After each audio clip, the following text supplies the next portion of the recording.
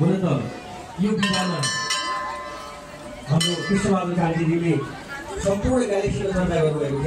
सहस्र शैरिभा पूर्वः सहस्राक्षः सहस्रपाद्यसभूमिभूम् सर्वतस्मिकादर्शनसाङ्गुलम्। यसको व्याख्या मात्रै गर्न सक्नुहुँदै ब्रह्माले बोल्नुहुन्छ। सहस्र शीर्षा जसका हजारौँ शिर हुन्छ,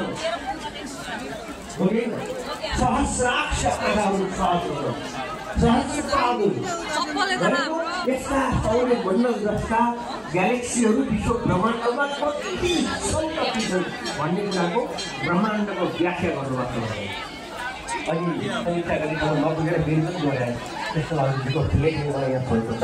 सर्वशिक्षक यहाँनिर पनि शक्ति पीडा र जगत सर्वको बारेमा चर्चा गरेको छ। यम यम यम यम जुन चाहिँ कामम तम तम प्राप्त निश्चित दुर्गा सबैको मतलब गरेर त्यो कुराले मलाई